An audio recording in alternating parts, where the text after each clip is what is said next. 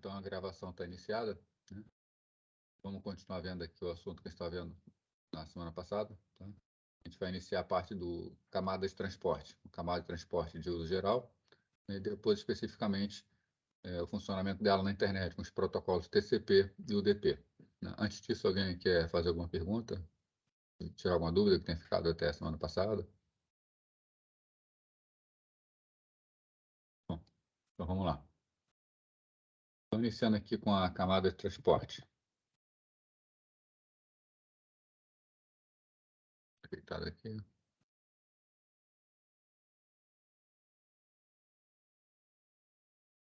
Bom, nós temos aqui que, tanto no modelo OSA quanto na arquitetura TCP/IP, a camada de transporte se situa logo acima da camada de rede. Então, estamos vendo a camada de transporte, abaixo dela a camada de rede. Né? Ela vai, então, utilizar a camada de rede para prestar os seus serviços. Né? Então, lembrando que no modelo de rede, né, uma camada ela sempre usa os serviços da camada de baixo para prover serviço para a camada de cima. No modelo OSA, a camada de transporte presta os seus serviços para a camada de seção, né, que presta serviço para a camada de apresentação, que presta para a camada de aplicação. Né? Na arquitetura TCP/IP, nós não temos a camada de seção e também não temos a camada de aplicação. Né? Portanto, as funções das camadas de seção e de apresentação acabam sendo executadas pela camada de aplicação. Como também a gente já viu na parte de programação sockets, né, a aplicação, quando nós escrevemos uma aplicação em socket, ela interage diretamente com a camada de transporte. Tanto que a gente escolhe para usar o TCP ou o UDP, por aí vai. Né? Então, utiliza os serviços de rede, né, a camada de transporte, para oferecer seu serviço à camada superior. Então, que tal que eu já falei, né? O modelo OSI é a camada de seção, na arquitetura TCP/IP, quem é cliente da camada de transporte é a camada de aplicação.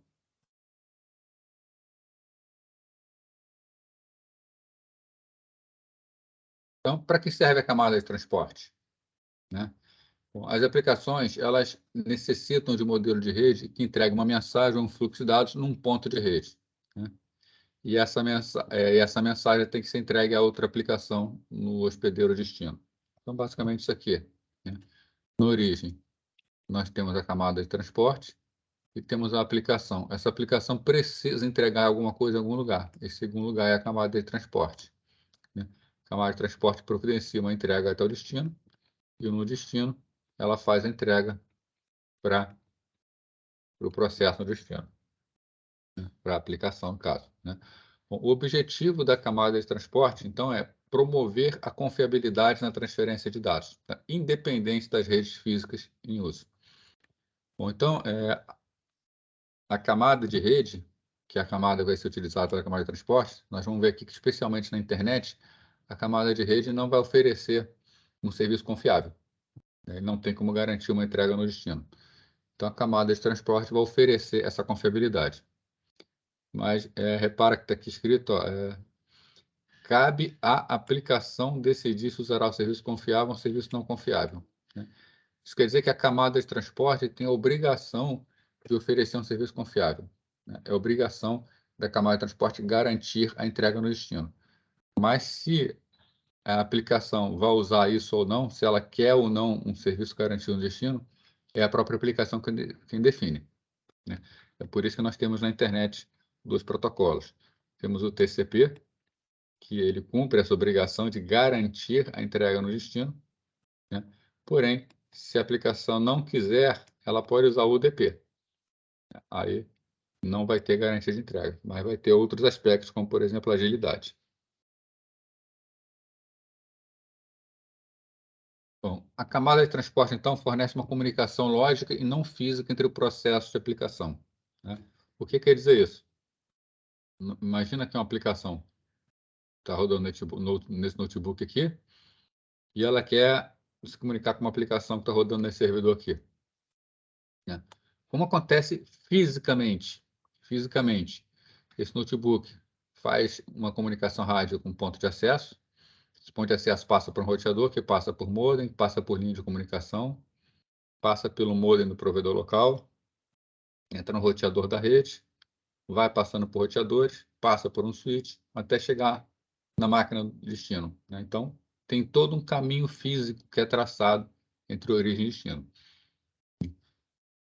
E a camada de transporte não vê esse caminho físico, ela não faz uma comunicação física, ela faz o que a gente chama de comunicação lógica. Para a camada de transporte, é como se essa máquina, como se esse notebook, estivesse falando diretamente com esse servidor, tá? Sem a necessidade de ver o que se passa pelo caminho, né? Do ponto de vista da aplicação que está solicitando essa comunicação, tudo se passa como se os hospedeiros, né, que executam os processos estivessem conectados diretamente. Então, para a camada de aplicação, é como se estivesse ligado direto, não vê nada da rede subjacente. Então, um modelo como esse aqui, né? Máquina de João querendo se comunicar com a máquina de Maria, a camada de transporte da máquina de João fala diretamente com a camada de transporte da máquina de Maria. Mas a gente sabe que isso não acontece. A gente sabe que para isso acontecer, isso tem que passar por várias redes pelo meio do caminho. Bom, então, o protocolo da camada de transporte oferece uma comunicação lógica entre processos que executam em hospedeiros diferentes, né? Então, a camada de transporte oferece comunicação entre aplicações, né? Já a camada de rede, que está logo abaixo da camada de transporte, fornece mecanismos para o funcionamento da camada de transporte, fornece uma comunicação lógica entre hospedeiros, né? Então, é importante perceber isso, né? A gente vai discutir esse assunto bastante daqui para frente, onde nós temos uma máquina que vai se comunicar com outra, né? Mas, na verdade, quem deseja se comunicar são processos. Então, o processo de aplicação de uma máquina com o processo de aplicação do outro. Quem promove a comunicação entre as máquinas, quem faz com que as máquinas troquem informações, é a camada de rede, né? Mas quem faz a ligação entre os processos, quem faz a ligação entre as aplicações, é a camada de transporte. Bom, então, uma rede de computadores pode disponibilizar vários protocolos de transporte, né? Na internet são utilizados protocolos TCP e UDP, onde o TCP garante um fluxo de bytes confiável, ele garante a entrega de um fluxo de bytes de qualquer tamanho, já o UDP não fornece nenhuma garantia de entrega. E, como nomenclatura, os dados que são trocados pela camada de transporte são denominados segmentos. A gente costuma chamar muito a palavra, usar muito a palavra pacote, mas pacotes são dados trocados pela camada de rede, tá? Assim como dados trocados pela camada de enlace são chamados de quadros. Nós temos aí segmento, pacote, quadro. No final, tudo isso é informação trocada pela rede. O nome designa apenas o tipo de informação que nós estamos interessados, se é na informação da camada de enlace, informação da camada de rede ou informação da camada de transporte. Bom, com relação a endereçamento, a gente sabe, a gente não sabe ainda, que nós não estudamos, né, mas vocês já devem ter alguma noção, que o endereço utilizado numa rede de computadores é o endereço IP, né, ele que promove a comunicação entre as máquinas. Mas também temos endereçamento a nível de transporte. Então, quando um processo solicita algo a um servidor, né, o sistema envia uma mensagem para essa entrega do processo que está sendo executado no servidor, né? Então, aqui nós temos um hospedeiro, um processo cliente, ele vai se comunicar com o servidor. Então, ele vai mandar a informação até o servidor. Quando chega no servidor, tem dois processos servidores em execução. Como saber para qual dos processos vai entregar, né? Então, é a pergunta, né? Como identificar a qual processo a mensagem deve ser entregue? Então, endereçamento no nível de transporte tem como função identificar a qual processo determinada mensagem deve ser entregue no hospedeiro. Então, para isso, toda mensagem de protocolo de transporte carrega o endereço do processo ao qual essa mensagem deve ser entregue. Esse endereço é conhecido como porta, né? Nós vimos isso quando vimos a programação TCP/IP. Então, quando esse processo quer se comunicar com outro processo, ele tem que colocar a porta de destino, né? Então, a gente pode imaginar como processos sendo moradores de um apartamento, tá? Ou então até moradores de uma casa, né? O que faz o correio? O correio entrega a correspondência na casa, né? Então, a única coisa que o correio faz é saber como chegar na casa. Agora, para qual pessoa da casa vai ser entregue, seja um outro problema. Alguém na casa vai pegar a carta, vai olhar o envelope da carta e vai ver o nome da pessoa, né? Então, a gente pode associar o nome da pessoa como sendo a porta, que identifica aonde vai ser entregue. O endereço de correspondência é o endereço da máquina. Então, a função da camada de rede é entregar na máquina. A função da camada de transporte é entregar ao processo. Como o processo da aplicação do cliente sabe em que endereço de transporte encontra o processo no servidor, né? Basicamente, como a aplicação sabe em qual porta o servidor se encontra? Temos duas possibilidades. Uma primeira possibilidade é que o servidor já está naquele endereço há tantos anos que aos poucos todo mundo se acostumou com isso. Então, todos sabem quais são as portas que os servidores utilizam, né? Então, os serviços possuem endereços estáveis, ou seja, portas estáveis, que podem ser impressas e distribuídas aos novos usuários quando eles se associam à rede. Um outro esquema alternativo é utilizar um processo especial, chamado servidor de nomes, né? Ou às vezes servidor diretório, Directory Service. Um exemplo de um serviço diretório desse é o Active Directory da Microsoft, que já avançou bastante, né? Isso aí é um sonho, é o sonho das redes, né? Um dia a gente ter isso aqui resolvendo tudo de forma totalmente limpa, né? Um sistema bastante avançado do Active Directory da Microsoft, tá? Mas ainda não está completo, ainda não resolve tudo, né? Então, se eu preciso saber a porta de um servidor, eu consulto um sistema desse, digo o servidor, e o servidor de nomes me retorna a porta desse servidor. Hoje, o que temos é o primeiro caso, né? Todo mundo está há tanto tempo que todos sabem onde é, né? Por exemplo, alguns que nós já vimos. Protocolo HTTP, servidor web. Ele está na porta 80. Todo mundo sabe que está lá, né? Então, todo browser se conecta na porta 80. Né? FTP usa as portas 20 e 21. SMTP, para troca de e-mails, né? Usa a porta 25. E por aí vai, né? Todos os servidores escutam sempre em portas específicas, né? Servidores de bancos de dados, cada fabricante tem uma porta específica, que é sempre instalado naquela porta.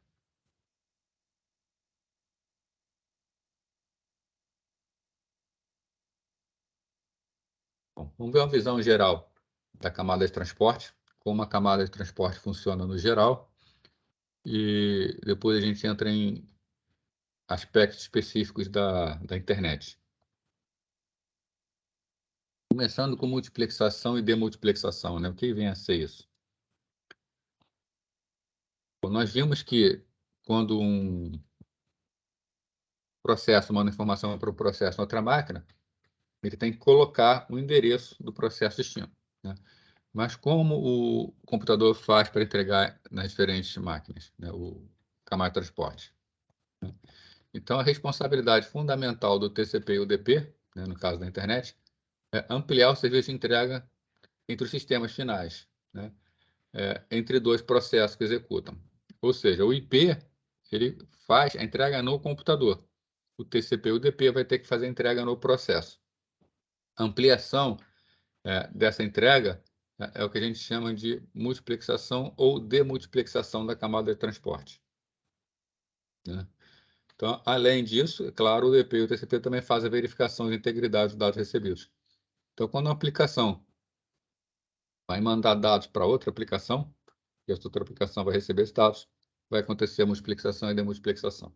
Qual a diferença entre elas? O trabalho de reunir na origem, né? Então, quando ele está na origem, está enviando a informação, tá? Nós dizemos que nós estamos fazendo a multiplexação, né? Ou seja, a gente vai enviar o dado e a gente coloca a porta no campo de cabeçalho. Nós estamos fazendo a multiplicação, que na verdade imagina que esse processo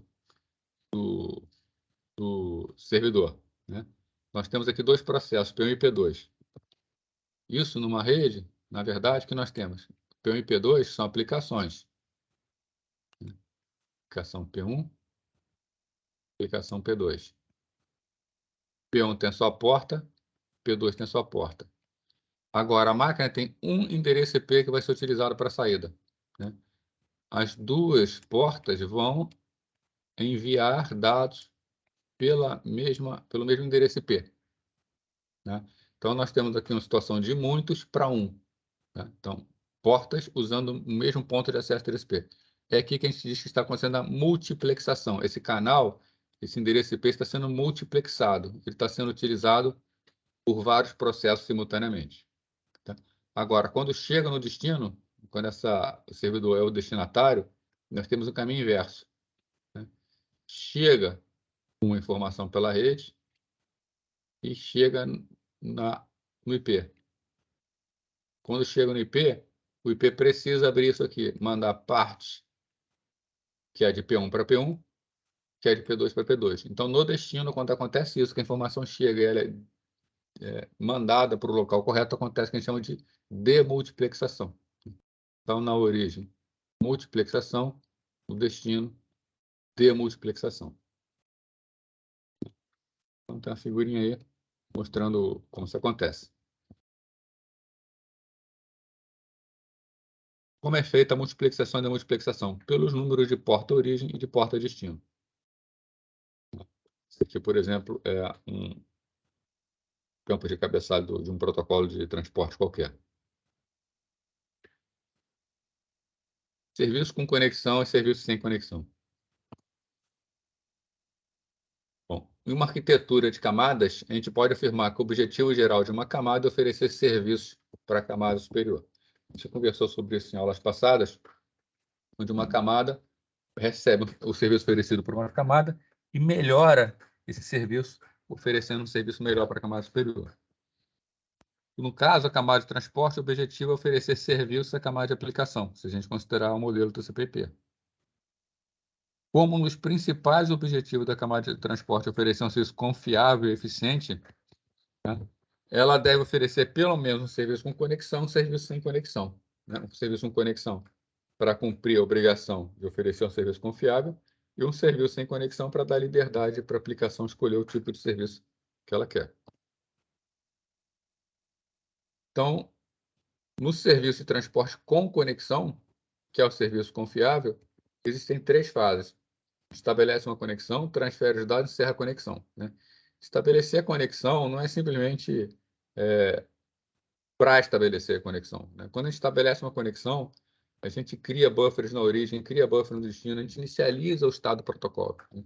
Então, estabelecer uma conexão significa que os dois lados, as duas máquinas, entram em acordo com o estado no qual elas se encontram e elas passam a controlar toda a transmissão, né? Então, uma conexão, ela controla tudo que está acontecendo numa transferência de dados. Por isso que antes de transferir dados, a conexão tem que ser estabelecida. O encerramento da conexão não é simplesmente dizer acabou, né? O encerramento da conexão, ela confere se todos os dados foram transferidos corretamente, se um lado, se um protocolo, né, solicita o encerramento da conexão e ainda tem dados para serem confirmados, o encerramento não vai acontecer, né? Esse encerramento ele vai ser postergado até o momento que está tudo garantido, que está tudo funcionando. Então, nesse caso aqui, nós temos um protocolo confiável e, no caso da internet, é o serviço provido pelo TCP. Então, um serviço de transporte com conexão consegue verificar quais dados chegaram com o erro ao destino e até mesmo quais não chegaram, e retransmite repetidas vezes até que tudo esteja correto. Para fazer isso, é claro que ele é mais pesado, ele consome mais recursos do sistema, né? Precisa de se tem muitas conexões, precisa de um servidor melhor. Agora, às vezes a aplicação precisa de coisas mais simples, é melhor para ela um funcionamento mais simples, né? Então, nós temos um serviço de transporte sem conexão, né? Nesse serviço não existe nenhum controle sobre os dados enviados, né? Isso quer dizer que se um segmento se perder ou chegar ao destino com erro, nada será feito para recuperar os dados. Então, não tem a complexidade do TCP. Fica bem mais fácil para o protocolo, não precisa de status, pesa bem menos sobre o servidor. Então, no caso aqui, é o protocolo UDP na internet. Então, vamos começar a ver aqui como é o funcionamento do UDP. Então, DP, User Datagram Protocol, então protocolo de datagramas do usuário, né? Conforme a gente já conversou aqui várias vezes, é um protocolo não orientado à conexão. Por não ser orientado à conexão, não garante a entrega das mensagens e não garante que as mensagens cheguem na ordem que forem enviadas. Tá? Alguém pode até perguntar assim, mas como é que a mensagem pode chegar fora de ordem se elas passam, se uma mensagem é enviada? Como é que ela vai passar à frente da outra? Né? Na verdade, o que acontece num modelo de rede, vamos imaginar o seguinte: você tem uma máquina origem, essa máquina origem está ligada no roteador, tá? E passa por alguns roteadores até que chega no roteador da rede destino. E é entregue na máquina destino. Pode haver um caminho alternativo, passando por outro lado. Isso é bastante comum na internet. E uma máquina está enviando dados para outra. E o caminho normal que ela faz é passando aqui por cima. Só que por um determinado momento, esse roteador aqui ele pode começar a ficar sobrecarregado. Ele começa a ficar lento demais, começa a atrasar entregas. E o algoritmo de roteamento percebe que tem um caminho por baixo que está descongestionado. Então, num determinado ponto, um pacote foi enviado por cima, vai chegar nesse roteador e vai ficar na fila do roteador. Quando o protocolo de roteamento chaveia para o caminho de baixo, o pacote seguinte a ele vai pelo caminho de baixo. É um caminho que está livre. Então, ele passa mais rápido, ele entregue. Então, ele passa à frente do outro por ter feito um caminho diferente. Tá? Isso é até bastante comum na internet. Não falou assim, não é uma regra, não acontece sempre, mas também ninguém pode dizer que é incomum ou que é raro. Então, voltando ao DP aqui, ele faz tão pouco quanto um protocolo de transporte pode fazer. Ou seja, ele faz somente o mínimo necessário para fazer a entrega no tino. Seu objetivo é ser um protocolo rápido na entrega das mensagens, né? Ele adiciona o EP somente a função de multiplexação e demultiplexação, que é obrigatório, né? Identificar processos na origem e no destino, e um nível de confiabilidade bem básico, né? Alguma soma de verificação de erros simples. Tá? Ele verifica se o pacote está chegando com erros ou se ele está chegando direito. É o único tipo de garantia que ele dá. Ainda assim, isso é opcional. A aplicação pode decidir se quer ou não isso aqui. Para algumas aplicações é interessante não verificar o erro. Deixa entregar com o erro. Então, por que utilizar o DP no lugar do TCP para construir uma aplicação? Já conversei com vocês algumas vezes isso, já dei a principal razão, né? Ou uma das principais razões, que é que muitas aplicações preferem uma entrega rápida do que uma entrega correta, porque um pequeno erro na entrega não faz tanta diferença assim. Mas existem outras razões para alguém preferir programar com DP no lugar do TCP. Algumas delas: melhor controle no nível da aplicação sobre quais dados serão enviados e quando, né? A gente já conversou aqui que o TCP é o protocolo orientado a fluxo de mensagens. Então, se para o TCP você entrega um quadro, depois entrega outro, né? E faz várias entregas, entrega um quadro menor, daqui a pouco entrega um grande, né? O TCP ele pode entregar, tá? Primeiro mais um pedaço do segundo, o segundo todo o terceiro mais um pedaço do quarto, depois um pedaço do quarto, depois o resto do quarto. Ele pode fazer entregas completamente diferentes. Já o DP não. O DP ele garante que ele entrega a primeira mensagem inteira, a segunda inteira, a terceira inteira e a quarta inteira. Ele separa mensagem a mensagem. Então fica mais fácil, uma vez que a gente não precisa ficar controlando as fronteiras entre as mensagens, né? O DP ele preserva a fronteira. Então o DP passa para a camada de rede de dados que recebe da aplicação imediatamente, tá? E exatamente como estão. Não há estabelecimento de conexão, tá? Como não é necessário estabelecer conexão, não introduz nenhum atraso para o estabelecimento da conexão. Não há estados de conexão.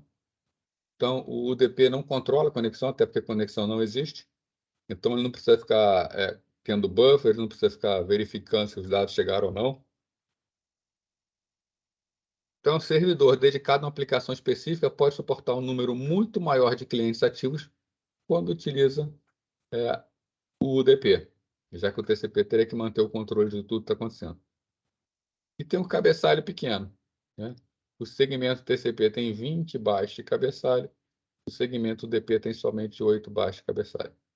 É verdade, isso aqui não faz tanta diferença assim numa rede, tá? Mas também não deixa de ser verdade. Algumas aplicações do seu protocolo de transporte,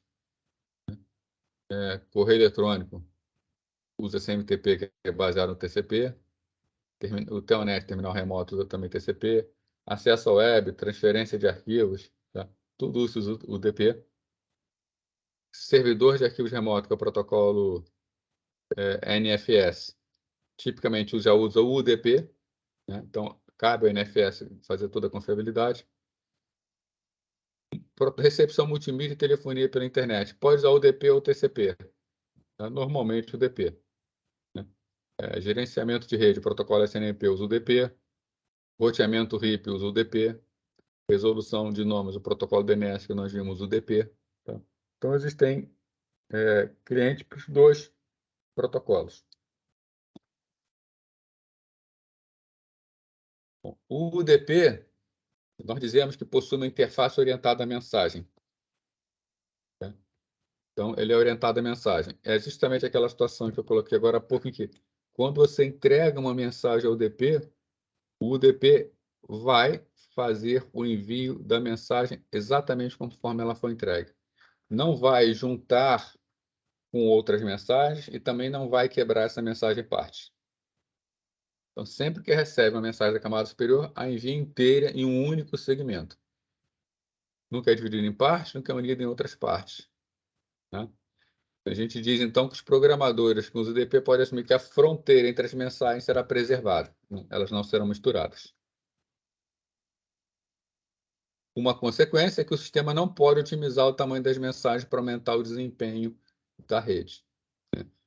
O TCP, ele não quebra as mensagens ou une as mensagens simplesmente para bagunçar. Né? Ele faz isso de modo a ter um melhor desempenho. O UDP não vai fazer isso. Tá? Outro problema é que o tamanho máximo de uma mensagem UDP é limitado pelo tamanho do segmento UDP. O segmento UDP tem que caber no IP. Então, ele vai ser limitado pelo tamanho do IP. O IP carrega no máximo 64 KB.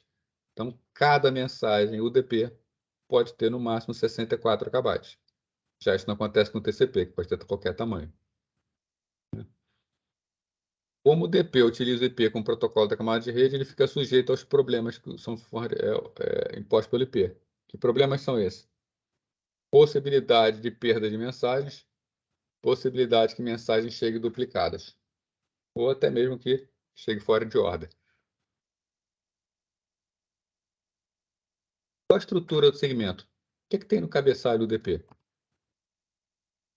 Então, isso aqui é o cabeçalho DP. Porta origem, porta destino, comprimento, soma de verificação e, por fim, os dados. Né? Porta origem, porta destino. Sabemos que é por intermédio dessas portas que os processos origem e destino são identificados. Então, pelo número de portas, a gente sabe para qual vai ser entregue. Comprimento. Especifica o tamanho do segmento, tá? Incluindo o cabeçalho.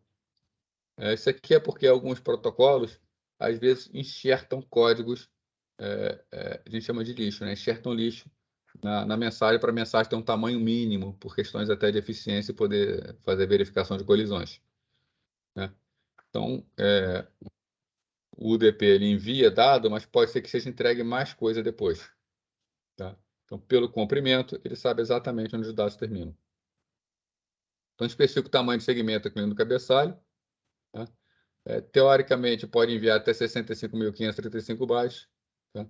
Mas por imposições do IP e por conta de campos do cabeçalho do DP, tá? Ele pode conter até 65.515 bytes. Soma de verificação, campo aqui, tem a função de garantir que a mensagem chegue ao destino livre de erros. Né? O UDP ele não é um protocolo confiável no sentido de que ele não garante a entrega no destinatário. Porém, com esse campo soma de verificação, ele garante que, se ele está entregando alguma coisa, essa alguma coisa que está sendo entregue está correta. Né? Então, pelo menos esse nível de garantia ele oferece. E ainda assim, ele oferece. Né? A própria aplicação ela pode optar por não querer um campo de soma de verificação. Desculpa, o campo vai ter, né? Não querer a soma de verificação funcionando. Nesse caso, todos os bits da soma de verificação são colocados como zero. Né? Isso indica ao destino: não teste a mensagem e envie o que chegar.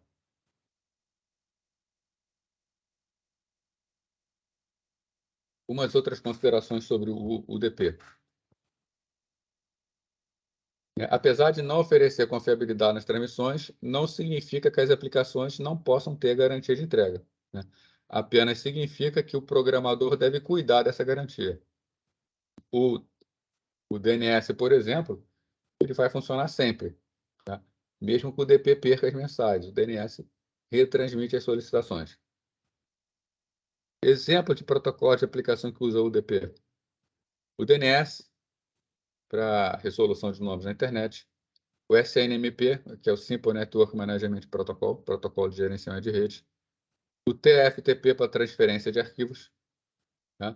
O RPC, para execução de procedimento remoto. Né? São exemplos de protocolos que usam o UDP. O TFTP, ele é um protocolo de transporte que tem funcionamento bastante parecido com o FTP. Ele é mais simples de ser utilizado, tá? E ele garante uma entrega confiável de dados usando o DP, usando o DP, mesmo que o DP não garanta a entrega. Ele é um protocolo muito utilizado para boot remoto. Né? Você tem uma máquina sem disco, se essa máquina não tem disco, ela não tem um sistema operacional armazenado. Então, você tem um outro servidor, esse servidor contém o sistema operacional da máquina, e a placa de rede dessa máquina contém um chip com algumas informações poucas. Essas informações poucas basicamente dizem qual é o endereço IP do servidor e o nome do arquivo do sistema operacional que tem que ser buscado. Então, via rede, essa máquina faz o boot, né, e traz toda a informação do sistema operacional via rede. Como essa máquina não tem disco, tudo que roda na máquina, para controle do boot e até que seja completado esse boot, tem que estar dentro da placa de rede, que tem uma memória muito pequena. Tá? Quando tem uma memória muito pequena, ela não vai caber dentro dela, por exemplo, normalmente o protocolo TCP, nem o protocolo FTP, que são protocolos extremamente complexos. Tá? E como o UDP é extremamente simples, o que tem na placa de rede? Na placa de rede tem apenas o protocolo UDP, acima dele tem o protocolo TFTP e tem uma implementação bem arcaica do IP, só para fazer esse boot remoto. Né? Então, é um exemplo de utilidade do UDP, né? Quando as máquinas são extremamente simples e o TCP é muito complexo para existir na máquina. Então, o DP ele é um protocolo projetado para pequenas transmissões de dados e para dados que não necessitam de um mecanismo de transporte confiável. Ele é descrito lá na RFC 768. Se alguém estiver interessado, baixa essa RFC e consegue acesso às especificações do DP. Bom, então o DP é isso, né? O DP tem muito pouco a ser falado sobre ele, é um protocolo muito simples. Muitos dizem que ele é apenas uma interface para o protocolo IP. Bom, e como a gente promove uma transferência de dados confiável? Né? Um protocolo genérico. Como ele pode garantir a entrega de dados no destino? A camada de transporte funciona, conforme já vimos, utilizando os serviços oferecidos pela camada de rede. Né? Não pode fazer nenhuma suposição sobre a confiabilidade dessa camada. Né? Particularmente o protocolo IP. Pode entregar pacotes duplicados, né? Pode entregar pacotes com erros, pode entregar pacotes fora de ordem, pode perder pacotes. Eventualmente até entregar direito. Né? Então, cabe ao serviço de transporte corrigir todos esses problemas e entregar o dado no destino sem nenhum tipo de erro e exatamente na ordem que foram enviados. A forma mais comum, então, da gente garantir uma entrega confiável é dizer ao transmissor o que é que está acontecendo lá na recepção de dados, né? Então, nós temos um transmissor e um receptor. Não a gente chama transmissor-receptor quando a gente está pensando num único fluxo, tá? Na verdade, na camada de transporte, nós podemos ter um fluxo, vamos dizer aqui, desde a máquina A até a máquina B, um fluxo de dados, e simultaneamente, sem problema nenhum, um fluxo de dados da máquina B até a máquina A. Com relação à transmissão desse fluxo aqui, da máquina A para a máquina B, né? Então, de A, passando pela rede até chegar em B. A máquina A precisa saber o que é que está acontecendo na máquina B com relação a tudo aquilo que ele envia, né? Normalmente, essa informação é enviada de carona, tá? É o que a gente chama de piggybacking, né? Ou seja, as informações sobre o fluxo de A para B, elas vão de carona dentro do fluxo de B para A. Então, B envia para A informações daquilo que está acontecendo. Então, normalmente, o receptor retorna informações de controle com confirmações positivas ou negativas. Confirmação positiva é quando a máquina B informa para a máquina A que os dados chegaram corretamente. Tudo ocorreu bem, tá? Uma confirmação negativa é quando a máquina B avisa para a máquina A que não está tudo bem, as coisas não chegaram, tá? Então, conforme já conversei aqui com vocês, né, pode ser transportado de carona no campo de controle, uma técnica conhecida como piggybacking, né? Quando o receptor é informado do erro, ele pode retransmitir o segmento. É muito raro um protocolo de rede que trabalhe com confirmação negativa, tá? Quando as coisas não estão correndo bem, o receptor não fala nada. O normal é o receptor apenas dizer o que está acontecendo de positivo.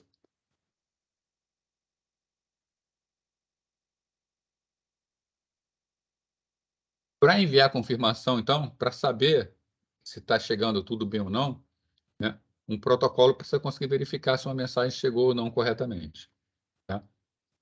Para isso é que existe o campo soma de verificação que a gente viu lá no UDP, né?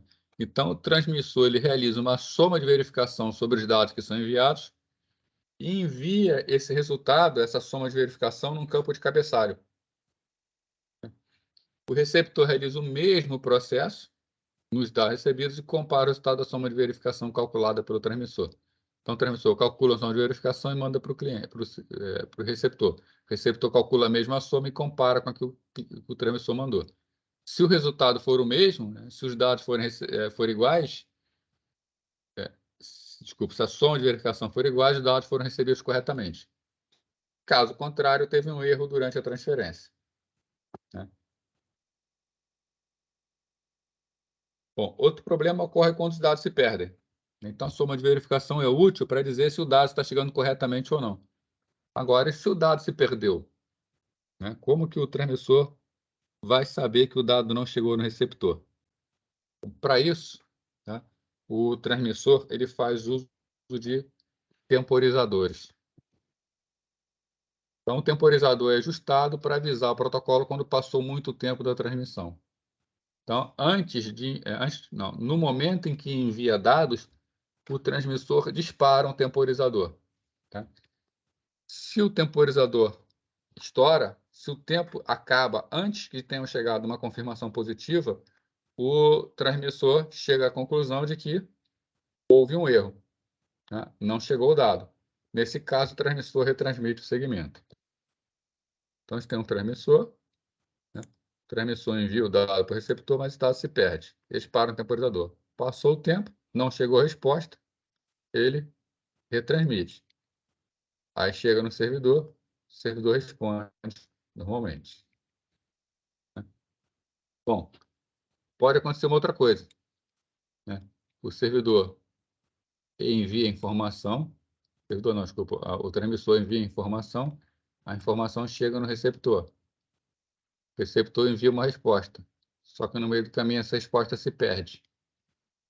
Como não chega uma resposta, o temporizador estoura e o transmissor vai transmitir novamente. Ele acha que não chegou. E ele transmite novamente e a mesma informação chega no receptor. Então, como o receptor identifica? Sempre que é feita uma transmissão, então, o transmissor ele coloca um número de sequência. Então, o que o transmissor faz? No momento da transmissão, ele transmite o pacote N. Quando o receptor recebe o pacote N, envia o pacote N para a camada superior. E confirma. Só que se perdeu.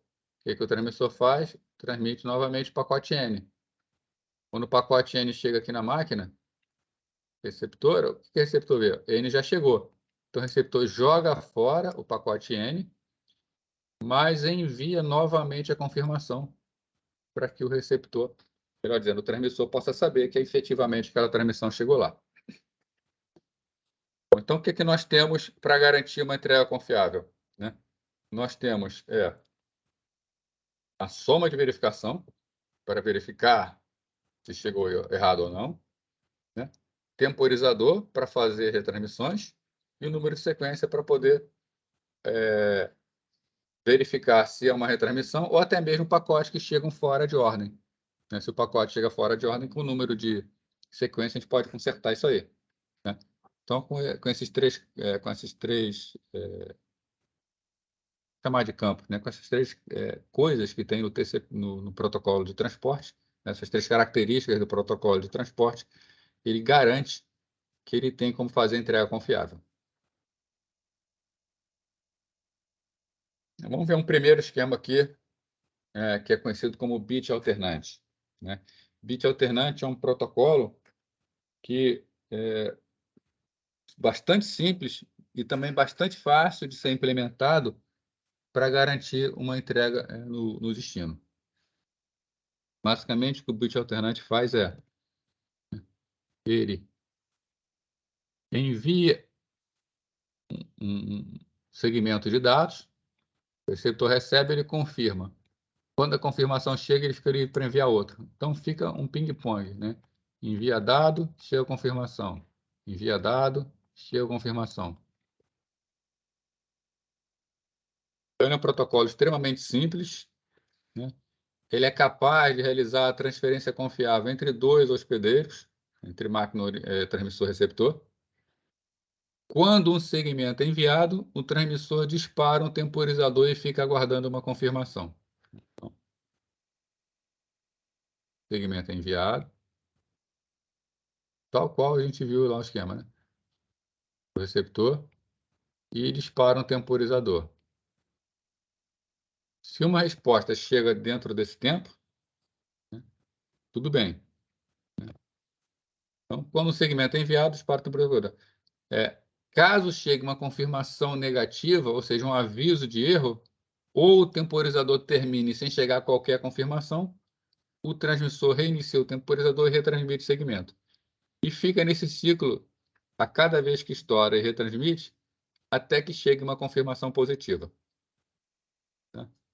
Quando chega a confirmação positiva, o transmissor fica livre para enviar o próximo segmento.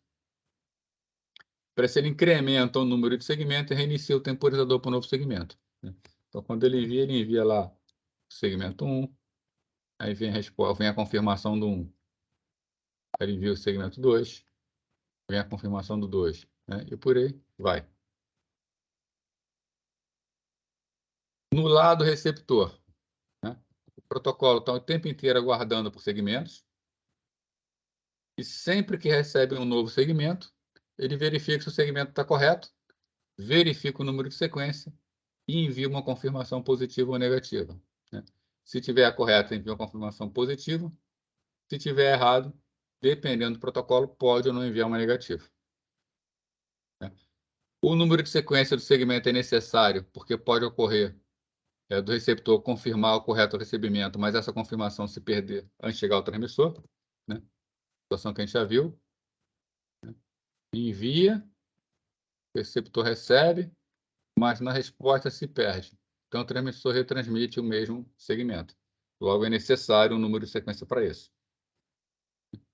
Então, quando recebe esse segmento retransmitido, o receptor vai perceber, né, por esse número de sequência, que o segmento já tinha sido recebido, vai descartar o segmento, mas ele tem que mandar novamente a confirmação positiva para que o receptor saiba que tudo chegou direitinho. Como nós temos apenas um segmento em trânsito, basta um único bit para diferenciar o segmento do outro. Ou seja, a gente mandou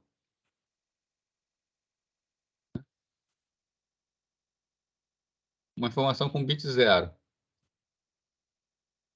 É confirmado o bit 0. O próximo segmento que eu mando é o bit 1, é o segmento de número 1. Quando confirma o número 1, já está tudo resolvido por 0 e por 1. Ele pode mandar como no próximo número de sequência o 0 novamente. Na verdade, como cada segmento é confirmado individualmente e antes da transmissão do próximo segmento, basta que o número de sequência seja diferente do anterior. Então, a gente só precisa um único bit para poder fazer a diferenciação entre segmentos. Por isso que ele é conhecido como bit alternante. Ele é sempre bit 0, 1, 0, 1, 0, 1, por aí vai. Né? O exemplo de protocolo que utiliza essa técnica, conforme eu já até falei para vocês, é o TFTP, que é o Trivial File Transfer Protocol. Ele é um protocolo muito simples, então ele é muito fácil de ser implementado, mas ele possui baixo desempenho. Né? Quando o transmissor transmite, ele não pode fazer mais nada enquanto não chega uma confirmação, isso baixa muito o desempenho de uma rede, a capacidade que as máquinas têm de ter uma grande vazão na rede. Então, existem outras técnicas, né, que são mais sofisticadas, elas são um pouco mais complexas, mas que elas permitem um desempenho bem superior. Né? É o que a gente chama de transferência de dados com paralelismo. Tá? A gente vai tentar paralelizar ao máximo a transferência para enviar dados concorrentemente e obter uma transferência mais rápida. Então, no bit alternante, após a transmissão de um segmento, o transmissor precisa ficar aguardando por uma confirmação antes de enviar o próximo segmento. Né? Fica parado aguardando. A fim de aumentar esse desempenho, surge então a ideia de permitir que sejam enviados dados, novos segmentos de dados, mesmo que os anteriores não tenham sido confirmados. Né? É isso aqui, ó. O que acontece no bit alternante? A mensagem enviada, existe um tempo de transferência na rede, isso é a latência da rede, né? A informação chega no destino. A informação vem a confirmação, quando a confirmação chega, fica livre para enviar o próximo segmento. Repara que enviou um segmento e fica um bom tempo sem poder transferir nada, enquanto não chega a confirmação. Tá? E quanto maior a latência da rede, pior essa espera. Né? Então, ele é bastante ineficiente. Né? É uma transmissão conhecida como para-espere.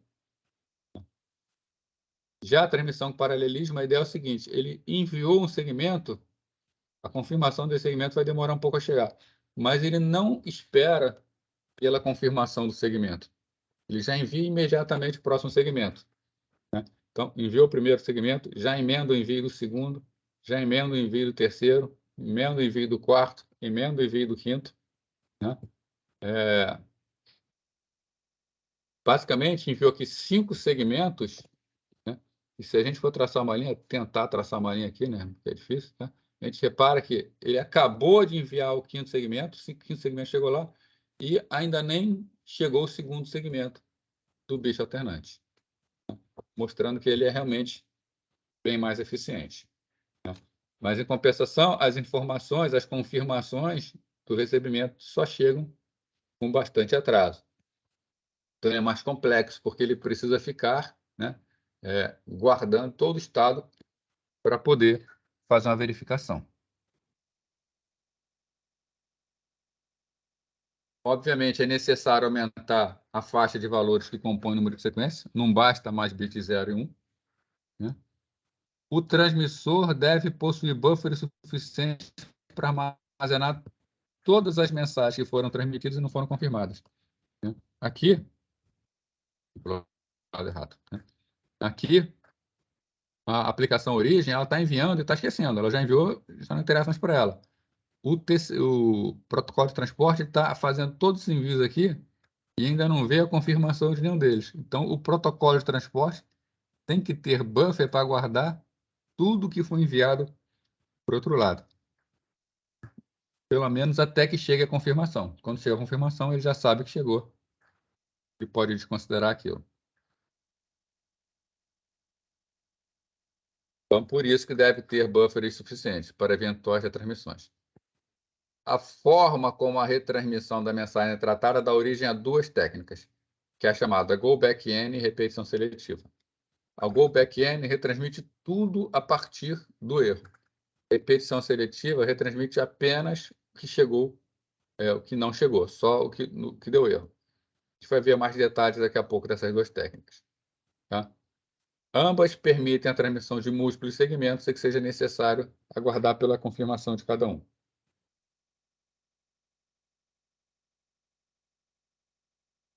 Tá? Só que tem a quantidade limite de segmentos que podem ser enviados, né? Até por causa de quantidade de buffers no transmissor, tamanho do buffer. Né? Esse limite, essa quantidade máxima de segmentos que a gente pode enviar sem que chegue uma confirmação, é chamada tamanho da janela de transmissão. Né? Então, a janela de transmissão define aquilo que pode ser enviado sem confirmação, e o tamanho dessa janela, né, que define quantos bytes podem ser enviados. Bom,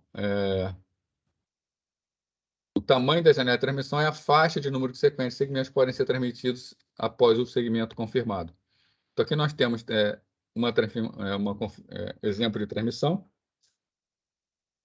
O azul escuro e vamos falar assim, o azul muito escuro e o azul escuro são os segmentos que já foram enviados, sendo que esse azul mais escuro são aqueles segmentos que foram confirmados.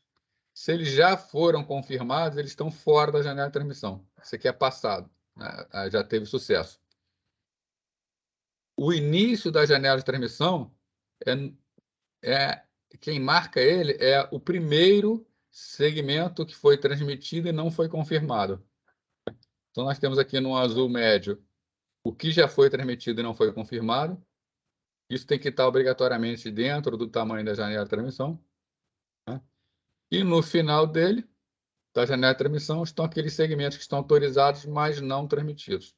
O restante não está autorizado. Né? Então, a janela de transmissão inicia no primeiro segmento não confirmado e define o quanto pode ser enviado sem chegar à confirmação. Bom, o que está acontecendo aqui é que, conforme vão chegando as confirmações positivas, esses segmentos são considerados confirmados e a janela se desloca para a direita. Né? Então,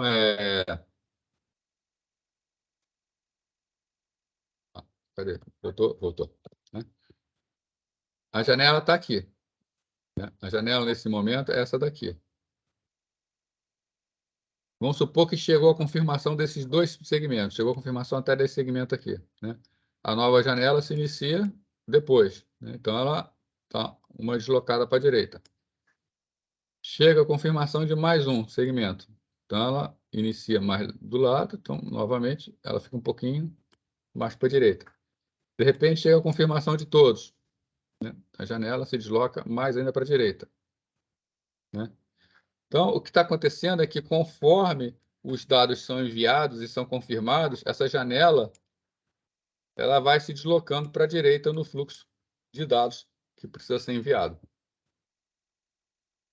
Então, passa a ideia que a janela está deslocando para a direita. Né? Por isso, são chamados de protocolo de janela deslizante. É como se a janela estivesse deslizando sobre o envio. Tem alguém com a mão levantada. Oi, professor. Bom Oi? dia. Bom dia. Em relação a essa janela deslizante aí, todas as sequências, né, todos esses transmitidos e não confirmados, todos eles têm o mesmo tamanho? Fiquei na dúvida em relação a foi transmitido 2 dados paralelos, aí o segundo foi confirmado e o primeiro ainda não. Isso pode acontecer ou para o segundo ser confirmado, o primeiro tem que estar confirmado? Isso pode acontecer. Essa vai ser a diferença do Go Back N para repetição seletiva. Ah, beleza. Se for o Go Back N, ele não vai ser confirmado. Se for retransmissão seletiva, ele vai ser confirmado. A gente vai ver uma simulação aqui daqui a pouco. Ah, beleza.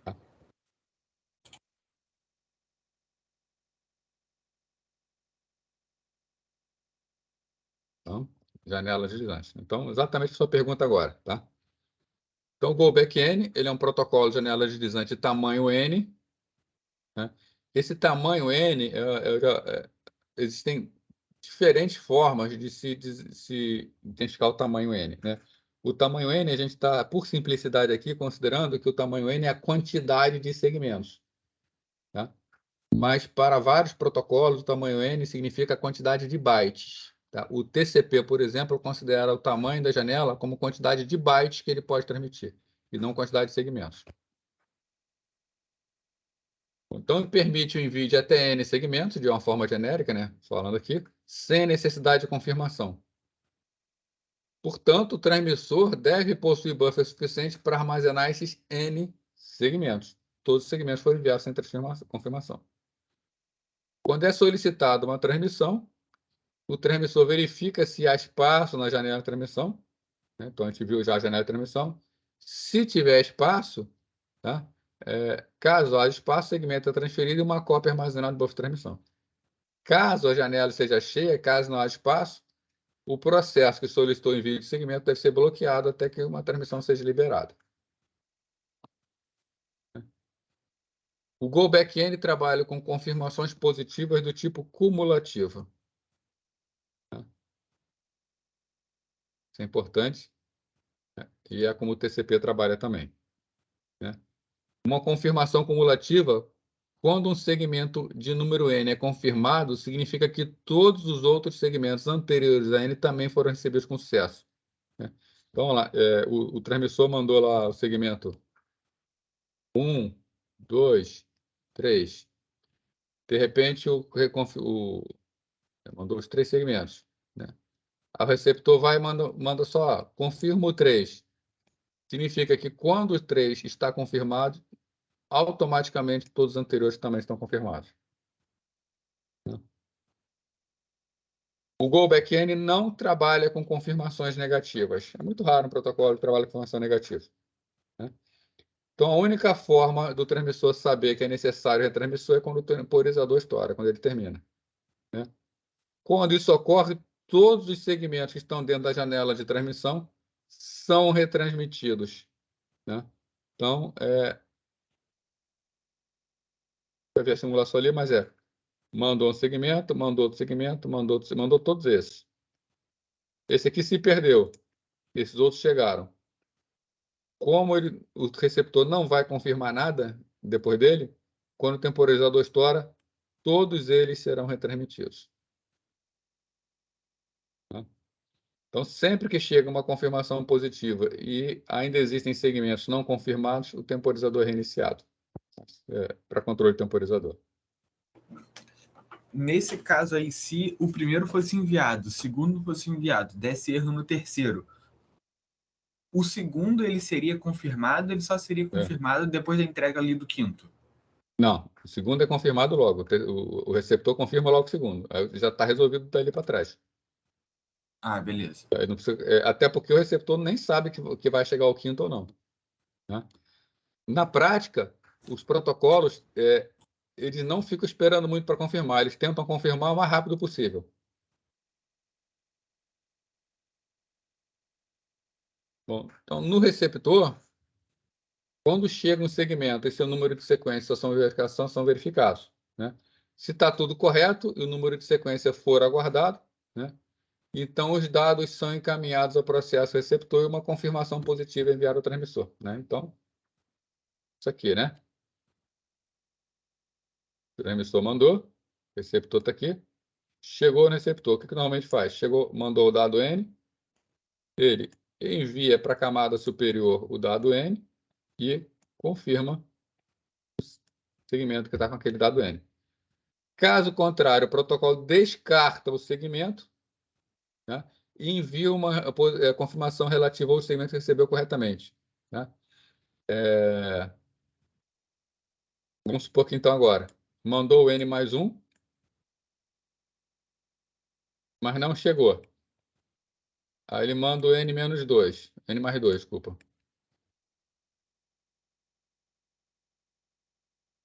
Quando chega o N mais 2, ele estava esperando quem? Ele estava esperando o N mais 1. Como o N mais 1 não chegou, ele chega e descarta o N mais 2. Mas ele manda uma confirmação. Qual confirmação que ele manda? Ele manda a confirmação do último que ele recebeu corretamente, que foi o N. Então, ele manda a última confirmação correta. Confirma novamente o N. Então, ele só confirma até o ponto que chegou corretamente.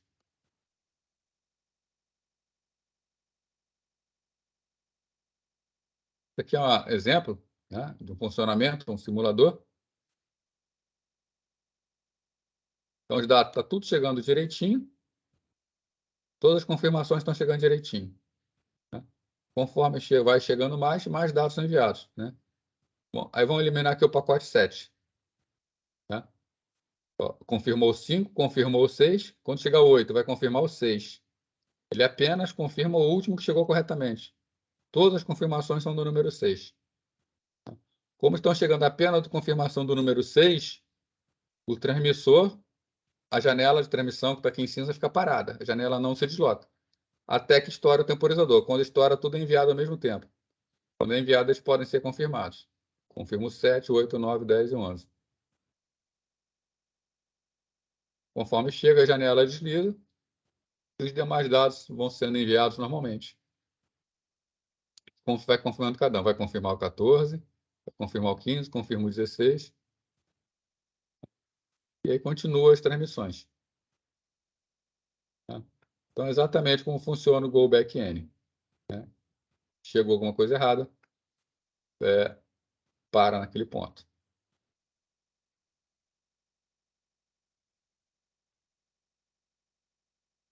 Já o protocolo de repetição seletiva. Ao contrário do Go Back N, né, os protocolos de repetição seletiva não fazem retransmissão de todos os segmentos quando ocorre um erro. Somente os segmentos perdidos serão retransmitidos. Então, é necessário que cada segmento seja confirmado individualmente, né? E como as confirmações são individuais, o protocolo não faz confirmação cumulativa. Né? Ele não tem como fazer a cumulativa. Né? Por exemplo, vai 1, ele confirma 1. Né? O 2 se perde. Envia o 3. Né? Como ele confirma cada um individualmente, ele tem que confirmar o 3. Mas não pode fazer confirmação cumulativa, senão o 2 estaria confirmado automaticamente. Tá? Então, retransmissão seletiva não faz confirmação cumulativa. Então, a gente pode ter uma situação como essa aqui. Né? Por exemplo, início da janela de transmissão. O último enviado não confirmado. Existem outros que já foram confirmados. Tá? Mas a janela vai ficar presa a esse aqui até que ele seja confirmado. Como está demorando muito para ele ser confirmado, o que acontece? Ele é retransmitido. Quando chega a confirmação dele, a janela automaticamente desloca para a direita. Então, também é um protocolo de janela deslizante. Conforme se deslocou, ficou liberado para enviar mais dados. Então, no receptor, segmentos recebidos corretamente são todos confirmados, independente ou não de estar na ordem correta. O receptor deve ter buffer suficiente para armazenar segmentos que cheguem sem que alguns de seus anteriores tenham chegado, né, para poder entregar depois tudo junto. No caso de chegar um segmento já confirmado, ele deve descartar esse segmento e enviar uma nova confirmação positiva. Então, vamos ver o funcionamento dele. Tá? Então, diferente do Go Back N, a gente vai ver que ele vai confirmar tudo. Então, ó, confirma o 0, 1, 2, 3. Cada pacote é confirmado com um número. Né? No Go Back N, após o erro, um pacote ele não era... Todas as confirmações eram iguais ao último que chegou corretamente. Então, no caso aqui, o 8 é eliminado, né? Mas conforme chega o 9, o 10, ele vão ser confirmados. Ó. Confirmo 9, confirmo 10, confirmo 11. Todos são confirmados. Né? Mas a janela não pode deslizar, tá? Não pode avançar, porque o 8 não foi confirmado. Estoura o temporizador, somente o 8 é enviado, os outros não são enviados. Quando chega a confirmação do 8, a janela dá um salto para a direita, e aí pode enviar tudo de uma vez só. Aí continua normalmente até que a transmissão tenha sido concluída.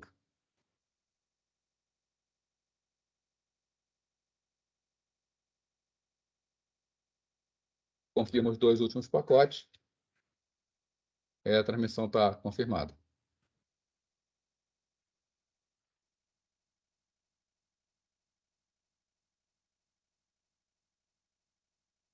Ok, gente?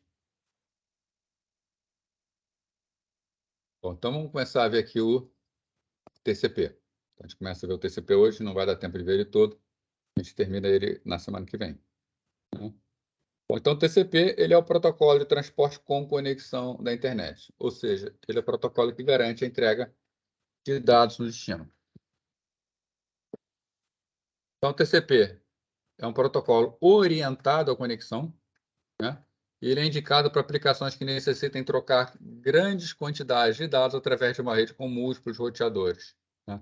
Então, quando tem uma rede que está trocando muito dado, passa por redes mais complexas que podem perder pacotes, né? É indicado o uso do TCP. Né? Ele é um protocolo que oferece um fluxo de bytes fim a fim confiável. Vamos lembrar, o fluxo de bytes significa que ele não vai preservar o limite entre as mensagens, ele pode juntar mensagens, pode separar mensagens, ele vai fazer o que é melhor para a rede. Né? Não importa que um processo da camada superior esteja enviando mensagens separadas. Tá? Não importa, ele vai enviar da maneira que achar melhor para ele. O TCP sempre enviará informação como se fosse um fluxo de bytes contínuos e não com mensagens individuais. Ele pode juntar diferentes mensagens em um único segmento, ou ele pode quebrar a mensagem em vários segmentos no momento do envio. Se a aplicação que está utilizando o TCP necessita que as fronteiras entre as mensagens sejam preservadas, essa aplicação é quem tem que se virar em fazer essa marcação.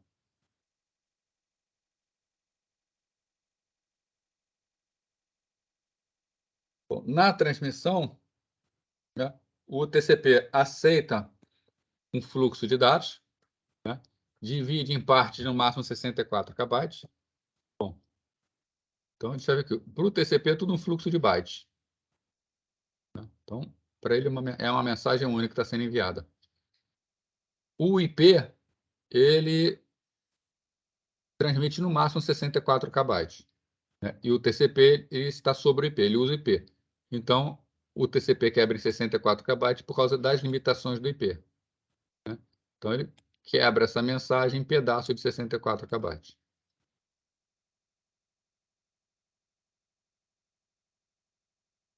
Cada parte dessa é enviada dentro de um datagrama IP distinto. Tá? Então, aqui nós estamos no TCP, está fazendo a quebra.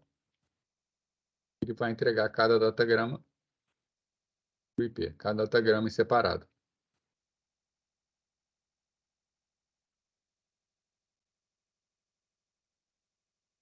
Já na recepção, né, ele restaura o fluxo de dados original. Né? O receptor ele vai recebendo esse pacote individualmente, vai verificando se tem erro, se tiver erro, o TCP providencia a retransmissão, vê se chegou alguma coisa fora de ordem, coloca na ordem correta, né? E uma vez feito todo o trabalho lá da camada de rede, da camada de transporte, né? Esse fluxo é todo unido e o fluxo de bytes original é reconstruído. O TCP não oferece nenhuma garantia de entrega dos segmentos hospedeiro destino. Então, cabe ao TCP administrar os temporizadores e retransmitir os dados sempre que for necessário. Algumas características aqui do TCP. Né? O TCP ele é um protocolo orientado à conexão. Né? Então, uma conexão deve ser explicitamente estabelecida antes que os dados possam ser trocados. Né? A gente já viu isso na programação TCP. Ele é confiável, ele garante que os dados serão entregues sem erros e na ordem correta. Né? Ele é ponto a ponto. Né? A conexão será sempre entre dois processos. Isso é uma diferença muito grande entre o TCP e o DP, uma diferença conceitual. Né? Vou botar aqui o primeiro exemplo do DP. Né? Você tem uma máquina aqui E essa máquina tem um processo para se conectar na outra máquina, né? Então, esse processo aqui, ele define um socket de comunicação, e esse outro processo define um socket de comunicação. E eles podem trocar dados por esses sockets, né? O socket está associado a uma IP porta, né?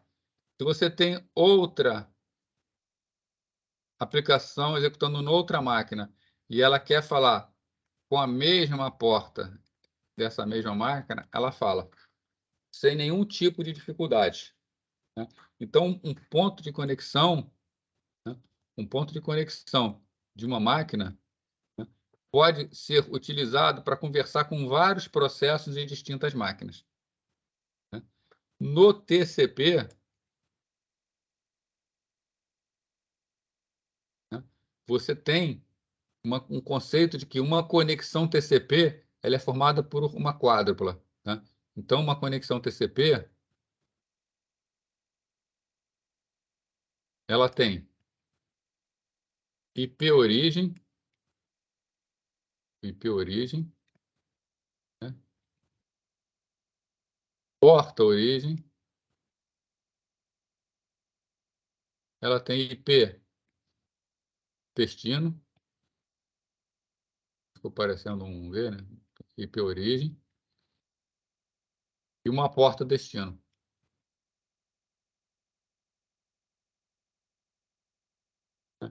Então, uma conexão TCP não vai ter ligação com máquinas diferentes, né? Então, no caso do TCP, tem uma máquina que tem uma porta associada, IP porta associada, né? Um ponto de conexão, socket. Você tem outra máquina aqui, servidora.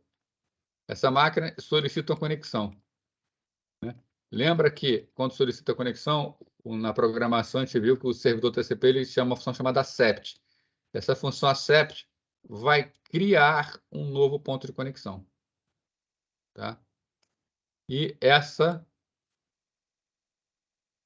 tudo vai fluir por esse ponto de conexão, né? Se uma outra máquina quer conectar com o mesmo IP porta, ele solicita ao socket original também.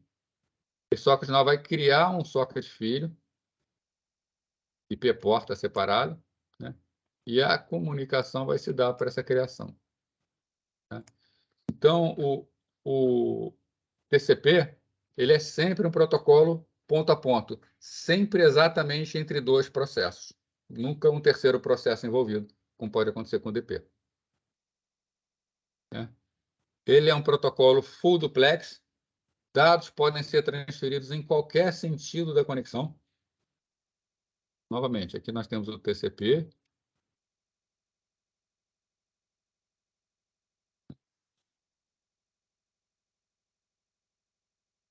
E a máquina origem envia dados para a máquina. Vou chamar de origem não, né? Máquina A, máquina B. Máquina A enviando dados para a máquina B. Ao mesmo tempo, a máquina B pode estar fluindo dados para a máquina A, sem nenhum tipo de problema, né? As duas podem, pela mesma conexão, por exemplo, a máquina A fazendo transferência de arquivo para B, a máquina B fazendo transferência de arquivo para A, sem qualquer dificuldade. Ele é um protocolo de fluxo de bytes, né? Então ele não garante que as mensagens enviadas sejam entregues na mesma porção em que foram entregues na origem. Então, aquela questão na transmissão, envia mensagens, entrega mensagens com o mesmo tamanho, né? O TCP pode pegar e mandar tudo uma vez só, né? Ou quebrar em partes menores. E é o que a gente chama de finalização suave, né? Ao terminar a conexão, o TCP garante que todos os dados foram entregues e que tanto a origem quanto o destino concordam com o encerramento, né? Por exemplo, está tendo uma transmissão aqui de A para B, tá? A solicita a B o encerramento da conexão, né? Esse encerramento ele pode até acontecer, mas com algumas restrições. Quando A solicita o encerramento da conexão para B, significa que o processo A não vai mais enviar mensagens para o processo na máquina B, né? Mas, se existem retransmissões para acontecer, essas retransmissões continuarão acontecendo, sempre que necessário. E a confirmação do encerramento da conexão só vai chegar para a máquina A, tá? Depois que chegarem todas as transmissões de B. Tá? Aí, beleza. A mandou tudo para B, chegou tudo já para B, B confirmou tudo para A. Está encerrada a conexão, no sentido de A para B. Mas esse encerramento foi solicitado de A para B. B pode ainda querer enviar mais coisas para A. Né? Então, uma conexão TCP ela tem controles diferentes em fluxos diferentes. A não manda mais nada para B, em termos de dados. Mas B pode continuar enviando dados para A. E para que o protocolo funcione, mesmo não havendo mais conexão de A para B, continuam sendo enviadas mensagens de A para B, né, com as confirmações de cada coisa que está chegando em B. Somente quando B solicitar o encerramento da conexão, né, e que essa conexão estiver totalmente encerrada, né, é que a gente vai ter efetivamente o encerramento de todas as conexões. Aí, nesse caso, os buffers vão ser todos descarregados e a conexão não vai existir mais. Tá? Então, ele é um protocolo bem mais complexo que o UDP, conforme vocês podem ver. Próximo assunto, né, trata do formato de segmento TCP. Né? A gente vai estudar aqui o formato do segmento. Vocês podem ver também que é um formato bem mais complexo que o formato do segmento UDP. Né? O DP ele tem número de sequência, número de confirmação e soma de verificação. Né? E aqui o TCP tem várias outras informações para poder fazer o controle. Falei número de sequência, reconhecimento, que eu falei errado, tá? É porta-origem, porta-destino e soma de verificação. Tá? E a gente vai ver, e a gente vai analisar cada campo aqui para ver o funcionamento do TCP. Né? A gente ainda tem 20 minutos aí, tá? Mas eu não vou entrar nesse detalhe hoje, né? Porque está tudo interligado e é melhor que a gente veja tudo junto, tudo numa tacada só. Tá? Então, funcionamento, porta-origem e porta-destino é a mesma coisa que o UDP, não tem nem o que falar. Mas o número de sequência, impacto no número de reconhecimento, que tem a ver com janela de recepção. Tá? Então, a gente vai ver, vai encerrar aqui hoje, né? E na semana que vem a gente vai entrar nesse detalhe aqui, vendo todo o funcionamento do TCP. Tá? Mas a gente pode aproveitar o tempo aí também, se alguém tiver dúvidas, inclusive dúvidas com relação à realização do trabalho, né? A gente pode aproveitar esse momento agora. Tá? Alguém quer falar alguma coisa, perguntar alguma coisa?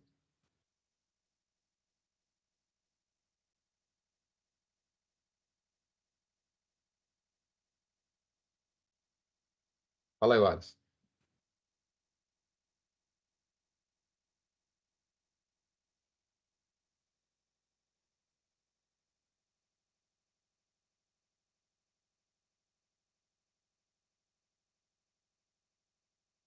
Deixa eu aproveitar e fazer logo também pegar aqui o download da lista de chamada aqui. Professor, Pode falar. eu estou usando a conta do Teams da minha empresa, que já estava logada no computador que eu estou usando. Tem algum problema com a chamada? Não, né? Cadê? Deixa eu ver aqui. É Matheus Sabino, né? Isso. Não, teu nome está aparecendo direitinho, então não tem problema nenhum. Tá ótimo, valeu.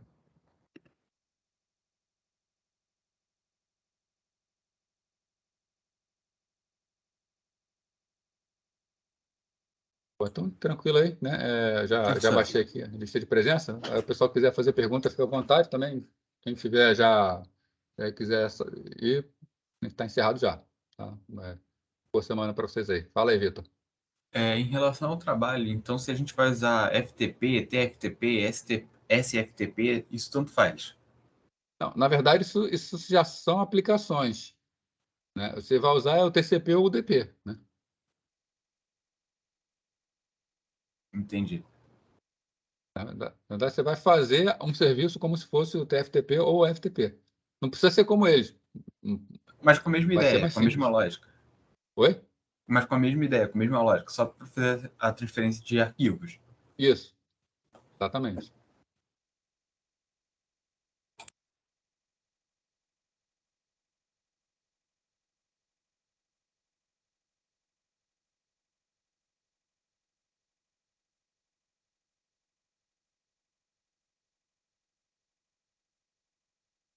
Vou encerrar aqui, então, a transmissão, mas vou continuar aqui, tá? A transmissão não, desculpa. Vou encerrar a gravação, mas vou continuar aqui.